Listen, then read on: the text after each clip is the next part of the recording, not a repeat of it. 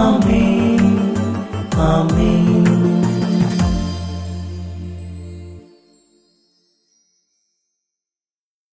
യേശുവിൻ്റെ ഏറ്റവും പ്രിയപ്പെട്ട കുഞ്ഞെ, നിയമാവർത്തനം 32:10 നിനക്കും എനിക്കും ഏറ്റവും ആശ്വാസം നൽകുന്ന വചനമാണ്. അവിടുന്ന് അവനെ മരുഭൂമിയിൽ ശൂന്യത ഓരിയിടുന്ന കുറുക്കൻ്റെ ശബ്ദം പോലെ ശൂന്യത മാത്രം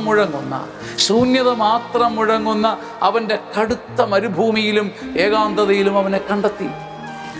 അവിടുന്ന് അവനെ വാരിപ്പുണർന്നു, താല്പര്യപൂർവം പരിചരിച്ച് തൻ്റെ കണ്ണിലുണ്ണിയായി സൂക്ഷിച്ചു. ദൈവത്തിൻ്റെ സൂക്ഷിപ്പിൻ്റെ ബലം, ദൈവത്തിൻ്റെ പരിചരണത്തിൻ്റെ ബലം നീ അറിയാൻ പോകുന്നത് ശൂന്യത ഓരിയിടുന്ന നിന്റെ ജീവിതത്തിൻ്റെ മണലാരണ്യത്തിലാണ്. ഒരേ സമയം അവിടെ മണ്ണ് ചുട്ടുപൊള്ളുന്നു, അതേസമയം ശൂന്യത ഞെക്കുന്നു. ഈ ഏകാന്തതയും ചൂടും സഹനവും, ഏകാന്തതയും സഹനവും തിങ്ങുന്ന അനുഭവമാണ് ശൂന്യത ഓരിയിടുന്ന മണലാരണ്യം. നീ ഏകാഗിയായി പോവുകയും അതേസമയം സഹനങ്ങൾ നിന്നെ കഴുകനെ പോലെ ആക്രമിക്കുകയും ചെയ്യുന്ന സമയം ദൈവത്തിൻ്റെ പരിചരണം ആ കഴുകനേക്കാൾ വേഗത്തിൽ നിന്നിലേക്ക് പറന്നിറങ്ങും.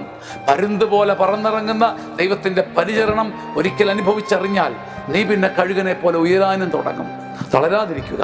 നിന്റെ ശൂന്യത ദൈവത്തിൻ്റെ പരിചരണം വിളിച്ചു വരുത്തുന്ന മൈതാനമാണ്. ആമേൻ. ആമേൻ. ആമേൻ.